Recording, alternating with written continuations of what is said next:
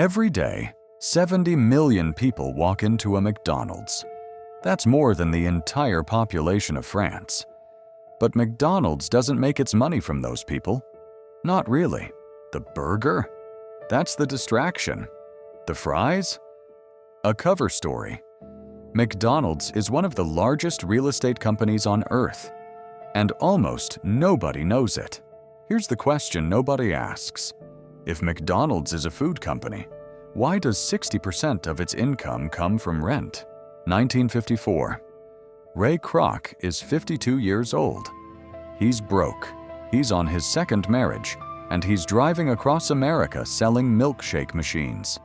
He's not a visionary. He's a desperate salesman looking for one last shot.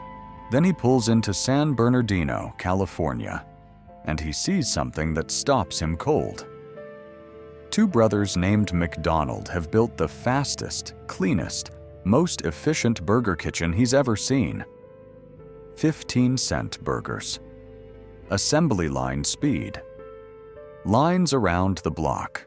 Kroc makes them a deal on the spot. Let me franchise this. They're hesitant. They're already comfortable, already profitable. But Kroc doesn't take no for an answer. He wears them down. They sign. The deal he gets is a disaster. 1.4% of each franchisee's gross sales. Out of that, he owes the McDonald brothers their cut. He's personally funding all the travel, the setup, the staff. By 1956, he's hemorrhaging money, borrowing against his life insurance, behind on his mortgage. The dream is eating him alive. Then a man named Harry Sonneborn walks in. He's a financial executive. He looks at Kroc's books, and he sees it immediately. The thing Kroc has been missing. The move that changes everything. Sonneborn says, "Ray, you're not in the hamburger business. You're in the real estate business." Let that sentence sit for a second. You're not in the hamburger business. You're in the real estate business. Here's what that means. Instead of licensing the brand and collecting a tiny cut of food sales, McDonald's starts buying or leasing the land first. Then it leases that land to franchisees at a markup. Now it doesn't matter how many burgers they sell. McDonald's is collecting rent. Every month, rain or shine, full restaurant or empty one. But rent isn't just income, it's control. If a franchisee cuts corners, serves bad food, damages the brand, Kroc doesn't renew the lease. He doesn't just own the trademark, he owns the ground they're standing on. Try defying your landlord.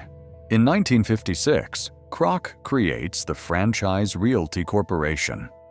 One job: acquire land, lease it to franchisees, collect rent. Within 4 years, 200 locations. The bleeding stops. The empire begins. Fast forward to today.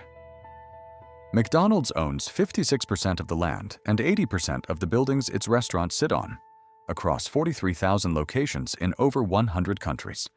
In 2024 alone, McDonald's collected over $7.3 billion in rent. Real estate now makes up 60% of its total operating income. The burger? It's just the reason people show up. Think about what you're actually looking at. McDonald's isn't competing with Burger King. It's competing with commercial real estate investment trusts. It is one of the 5 largest property owners on Earth, worth an estimated $120 billion in real estate alone. Here's what this actually means. Kroc didn't win by making better burgers. He won by seeing a different game. While every other fast food chain fought over customers, Kroc quietly bought the land underneath them. The restaurants were the strategy. The rent was the prize. The most dangerous move in business isn't competing harder. It's changing what game you're playing. McDonald's never won the food war. They made the food war irrelevant. They became the landlord of the food war. Next time you're in a drive-thru, you're not a customer, you're a tenant. If you want to see how other companies play a completely different game than you think, subscribe. We're just getting started.